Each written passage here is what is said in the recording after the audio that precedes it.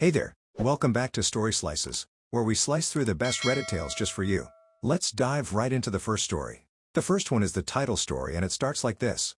My grandfather's cabin has been in our family for over 50 years. It sits on about 7 acres of beautiful woodland with a partial view of the lake. Nothing fancy, but to me, it's paradise. The cabin itself is a sturdy 2-bedroom structure with a large stone fireplace that my grandfather built by hand. He was meticulous about everything related to the property, from maintaining the roof to keeping every single document organized in a fireproof safe.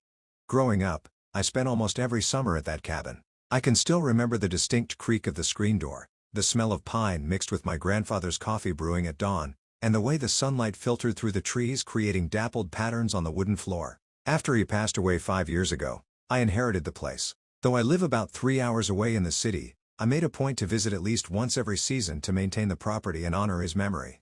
Last spring, I invested about $15,000 in some necessary upgrades, fixing the roof, updating the ancient plumbing, and reinforcing the dock by the lake. Nothing fancy or modern, just practical improvements to keep the place standing for another generation. I wanted to preserve its rustic charm while making it comfortable enough for my occasional visits. The area has changed a lot in recent years. What was once a quiet, remote location known only to locals has become increasingly desirable as city folks look for weekend getaways. Property values have tripled in the last decade alone. I've had several unsolicited offers to buy the place, but I always politely declined. Some things are worth more than money. The nightmare began during my quarterly visit in early June.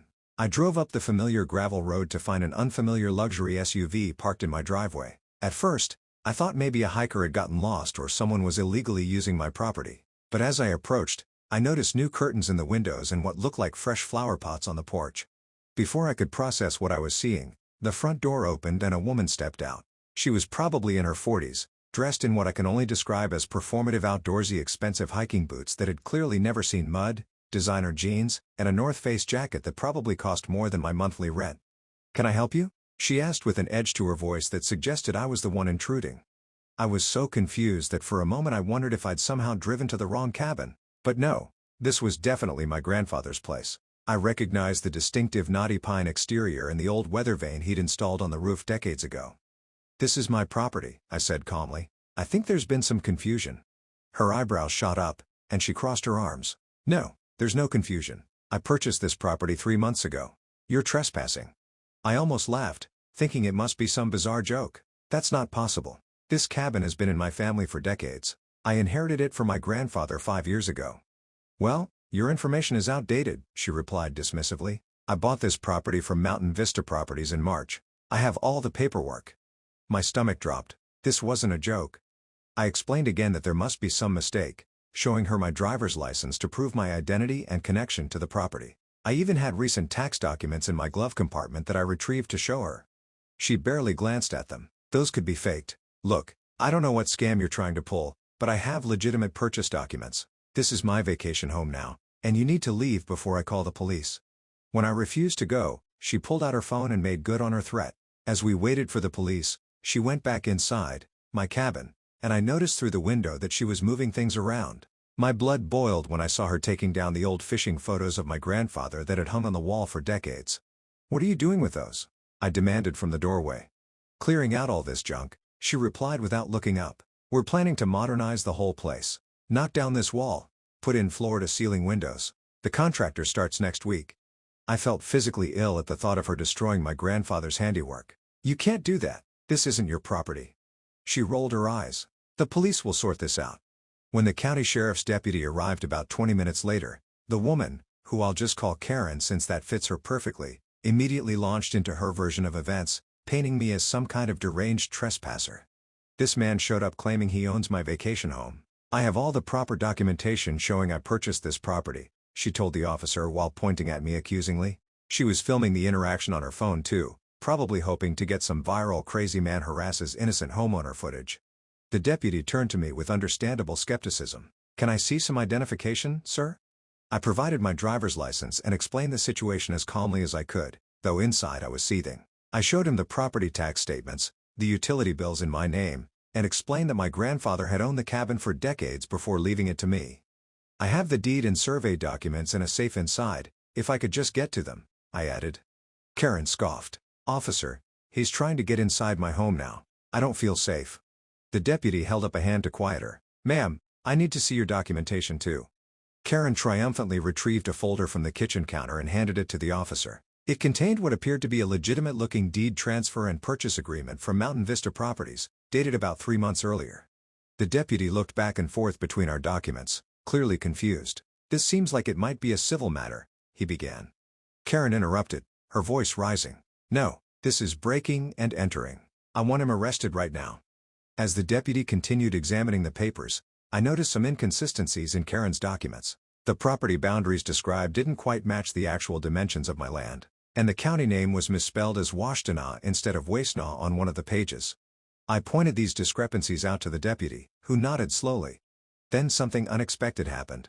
The deputy squinted at my license again, then looked up at me. Your grandfather wasn't J.D., was he? The one who used to run the hardware store in town? Yes, I replied, surprised. Did you know him?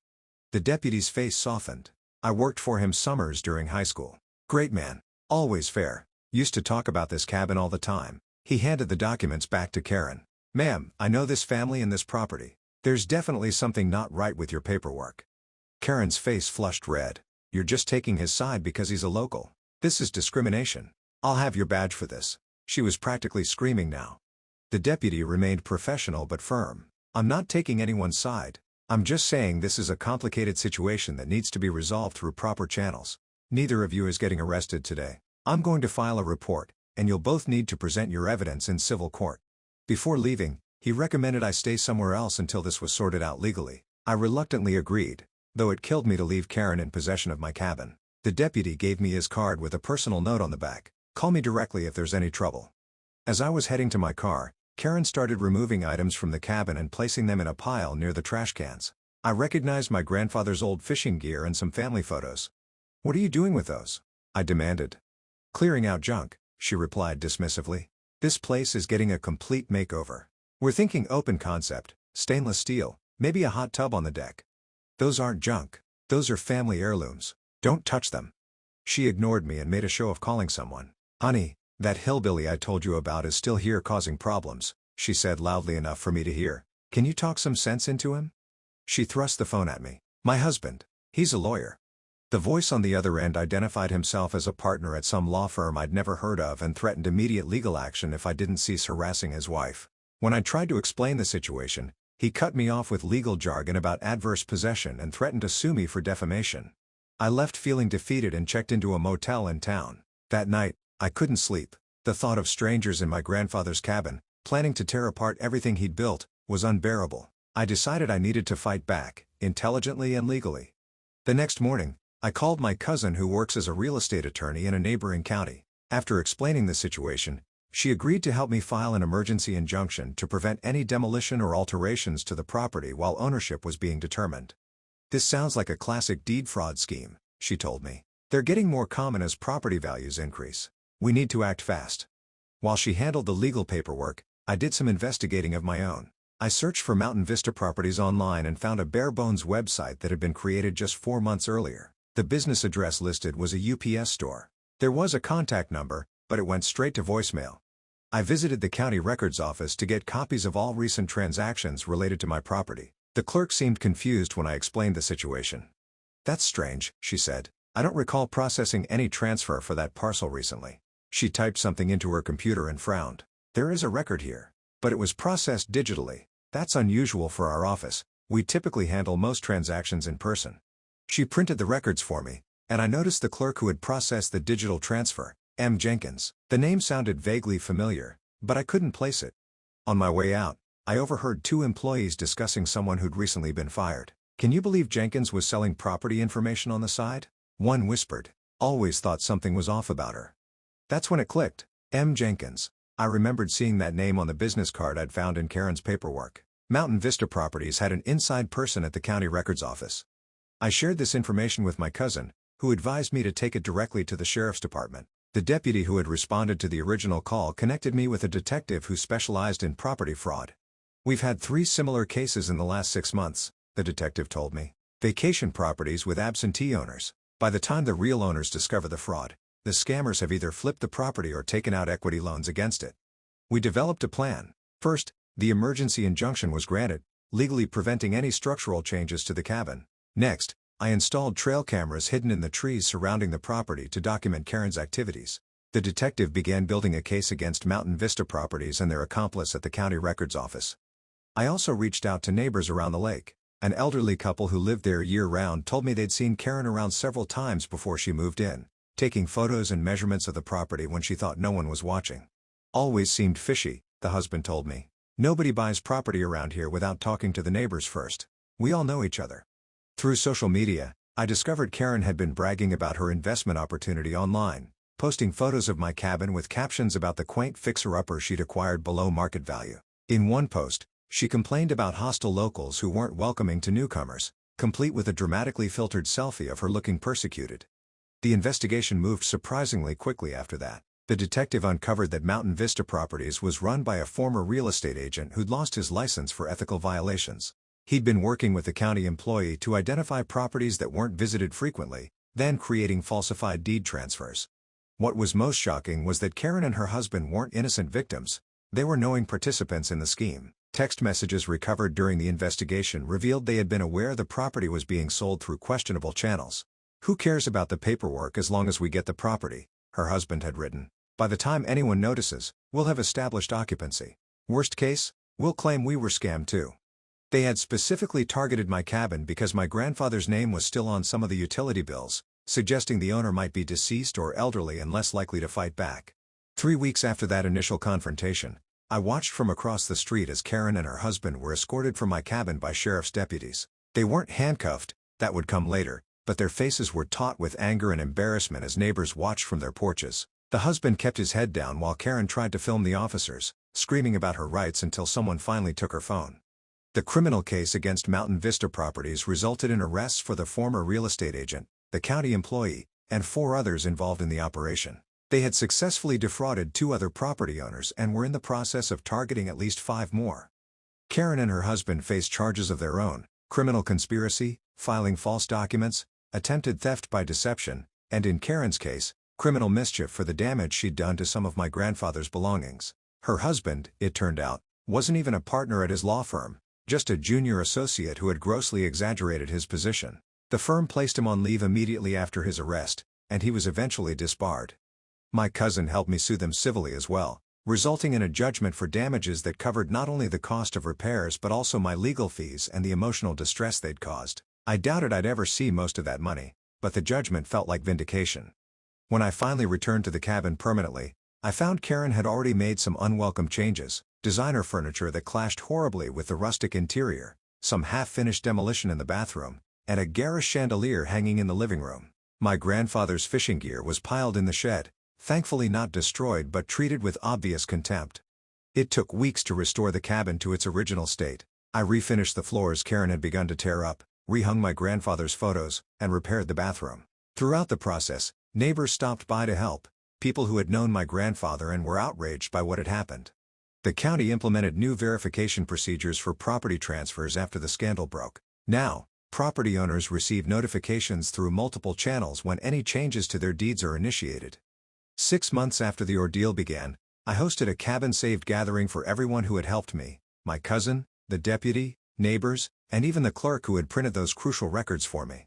We sat on the porch my grandfather had built, watching the sunset over the lake. The elderly neighbor raised his glass in a toast. "Your grandfather would be proud. He always said the most important thing he was leaving behind wasn't the cabin itself, it was teaching his family to stand up for what's right."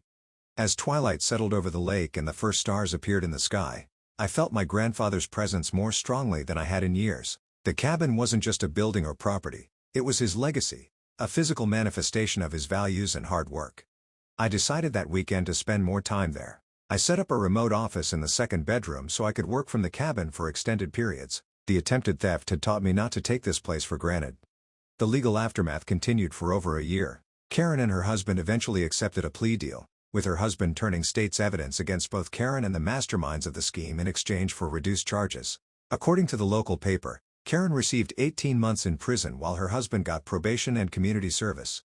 As for Mountain Vista Properties, they're out of business permanently, their principal operators serving significant prison terms for multiple counts of fraud. The investigation ultimately uncovered similar schemes in 2 neighboring counties, resulting in additional charges.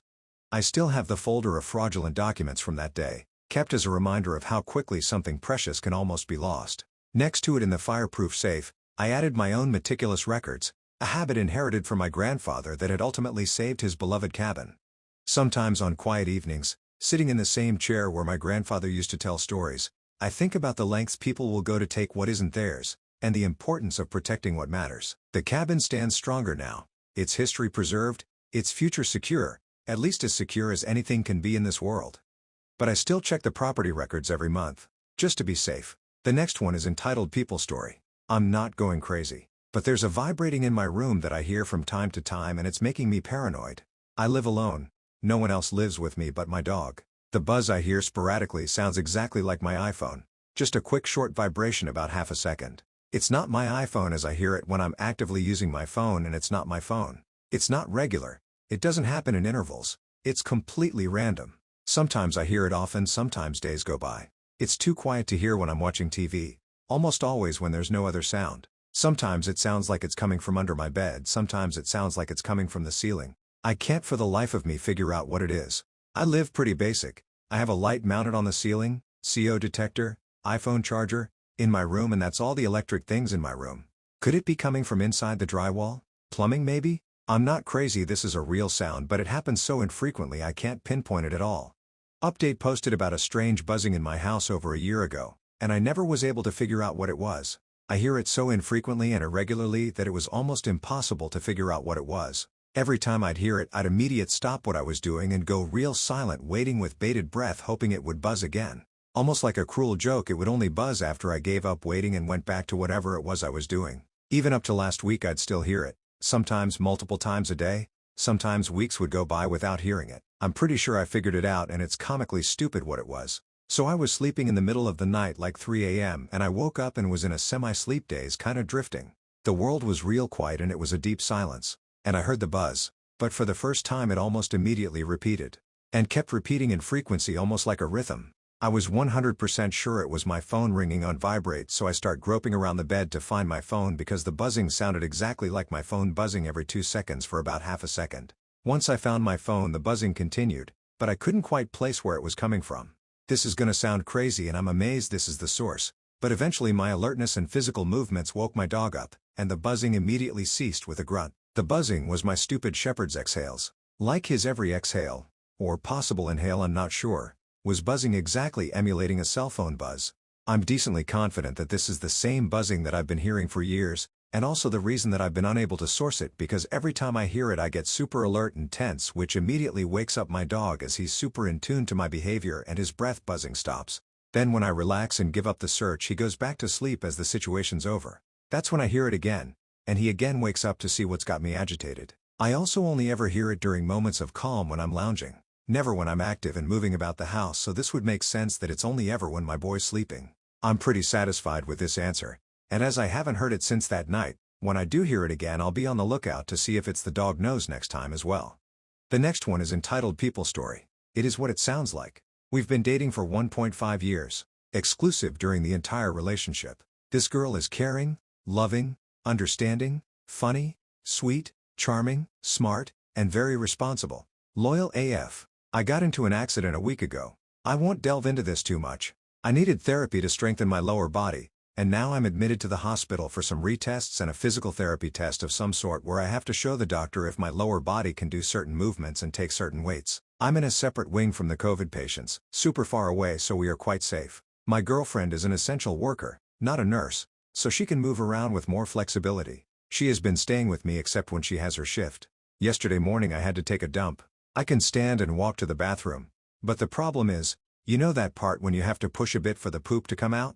Yeah, I can't push too much as I will be exerting pressure on my lower body, so I need to lean forward a bit against the wall across the toilet or lean on someone standing over me while I poop. In our house, I can reach the wall, but in the hospital room's bathroom, I can't because it's too wide. I took laxatives for the first few days of the accident to avoid the pushing, but it was put on hold 2 days ago to prepare for the test yesterday. At this point my back hurts and I thought what a crappy timing to poop because it would be difficult for me to wipe my ass and wash it. In my country we wash it with water. So my GF offered to be that someone I can lean on while I poop. She said it so nonchalantly that I stared. Like it was no big deal for her. Okay, let's go, you can lean on me while you poop. Of course I didn't let her be that person, 'cause it's embarrassing. I said no. Just go to the nurse station and ask if someone can help me, and she said I'm already here. Why do you need someone else? But I was really feeling the need to poop and had no time for arguments, so I raised my voice just a tiny bit and told her to just get some help. So she did. A nursing assistant? Not sure what they called came and helped me do it. When I was done, I went out and my mom is there looking pretty bummed. She said my GF was upset and crying and told my mom that she is my partner, so I should be comfortable to ask her for that kind of help. I don't know how to react. I just thought, why would I let my GF do that, which is embarrassing and disgusting for her? I would imagine, of course. My GF's point is that why am I more comfortable to be in that kind of vulnerable position with another woman, the nursing assistant, and not with her? My mom is on her side. The reason I really didn't want her to do it is because I was embarrassed and I don't want her to lose her attraction for me. Frowning face emoji. Now she's feeling like I don't trust her enough and that if I see a future with her, I should be comfortable being vulnerable on that level with her, and TBH, I see her point now, but I just don't know how to fix this. She went home now and will probably, hopefully, come back tomorrow, which is my last day here. How to fix this, Reddit? I'm not very good at expressing my emotions, so I don't know. Is she a keeper or too emotional? Update: I didn't think that the comments would be so divisive. Very interesting thoughts. Thank you everyone. To those who said that this is a red flag and that I should leave her if she doesn't respect my boundaries, I appreciate the thoughts, but this girl loves me for who I am. The good and the bad, willing to stick it out through anything that may come our way. Goofy, smart, loyal, loving, and she gives me a lot of support, kisses and cuddles every day. I love her to death. We talked and I explained everything very clearly. I made sure to express my love and appreciation for her. You guys who said that she realized we were not on that intimate stage in our relationship that she thought we were, you were right. She was hurt and disappointed that I would think she will lose her attraction to me just because of that. She said I minimized her love for me, and that I should have more faith in her. She apologized if she made me feel like her feelings were more valid over my embarrassment. She hopes I will become more comfortable with things like that, in my own pace, and to let her know if there's anything else she can do for me. And to those who said she's thinking if the roles were reversed I wouldn't take care of her, you were right. That was another thought that came up. She said I will see her body fluids when she's pregnant and gives birth. Would I not take care of her then? I said of course I will. In my head, she gave 9 months of her body to our child and I wouldn't take care of her. Like, what kind of guy would I be? I also thought if she sees that far into the future with me. My heart wants to burst, y'all. We promised each other that we will improve our understanding of the other person's feelings, and that we will be there for each other no matter what, poop or no poop. My mom was not actively participating in all of this. It just so happened that she arrived that time to bring food, and she was the one my GF told her feelings to before leaving. BTW, we don't live together. I'm currently staying at my mom's house, but my GF is the one driving me to my physical therapy appointments before she goes to work and picks me up after, so I think she is doing more than enough. Plus I mentioned all the kisses and cuddles, right? I think this girl is the one. When we were talking, my heart felt so full. Thank you everyone for all your thoughts and comments. The next one is entitled People Story. A little background on how I met the love of my life. Last Christmas a list at the restaurant where I work got passed around. It was a list of Christmas presents for kids at an orphanage. I was heartbroken that none of the kids asked for toys. It was all shoes, blankets, and clothes. Kids were wanting just bare needs things. Then I found out that it was a regular customer who comes into our restaurant who brought the list for us to donate gifts. All the girls I work with gush over him. He's really hot and has a huge heart and volunteers for kids' charities locally. All the girls crush on him, so I thought there was no chance. Then he asked me out to lunch a few months ago and we've been going out since March. I knew that he has an ex that is a single mother. Her daughter is 4. I spend the night at my boyfriend's all the time and I noticed that the little girl calls him a lot. I used to think that it was such a good sign that he cares so much about helping kids that aren't even related to him.